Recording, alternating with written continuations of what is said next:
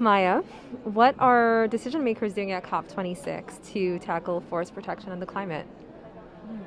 Well, with bioenergy, that's a complicated question because the answer is a big fat zero. And the reason for that is bioenergy right now, I mean, the word even in and of itself is quite misleading, bio, which makes people think green, which is just not the case.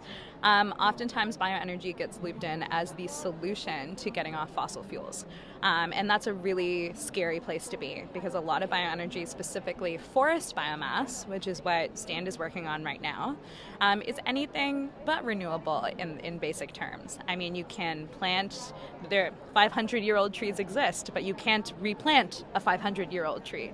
And forest biomass is scooping up some of the last remaining primary and old-growth forests across the world to burn for electricity, which is 10,000 levels of absolutely obscene.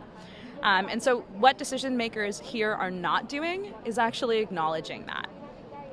And not acknowledging that forest biomass is a false solution is probably the biggest problem we have right now. Namely because forest biomass, specifically wood pellets, we now know when they're burned at the smokestack, they are dirtier than coal, which is a really scary thing because forest biomass is being heralded as the solution to burning coal.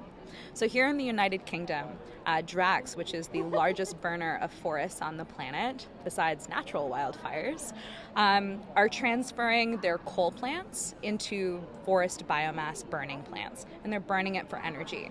And because they use 2 times more than what the EU, specifically the United Kingdom's forests, are capable of producing, they're importing wood from all over the world. And that is being heralded as a climate solution.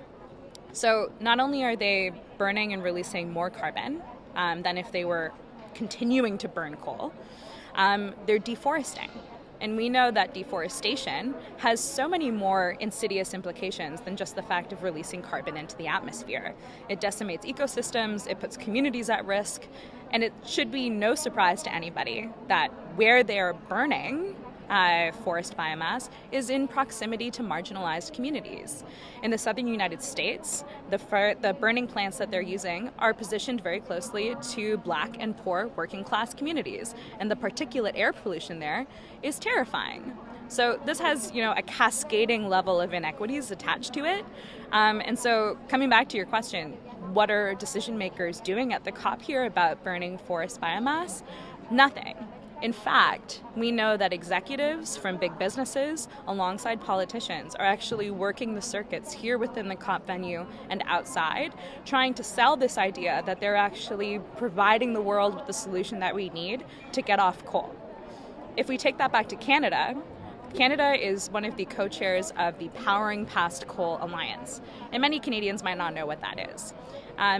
In specific speak, it sounds like a great thing. Obviously, we do need to get off coal and stand organizationally, and I hope every regular person understands that that's an important thing. The problem is that it is the big coal companies utilizing the Powering Past Coal Alliance to say that they're listening to government and they're listening to the public, and they don't want to burn coal anymore. So they're going to burn trees instead. So what we want to see decision makers do here at the COP, but also at home, is take a firm stance on that. This has the potential to hugely sour the entire reason the Powering Past Coal Alliance exists. In fact, it's tarnishing its legacy. We want to see here at the international level and at home at the provincial level that governments recognize that trees are worth more standing.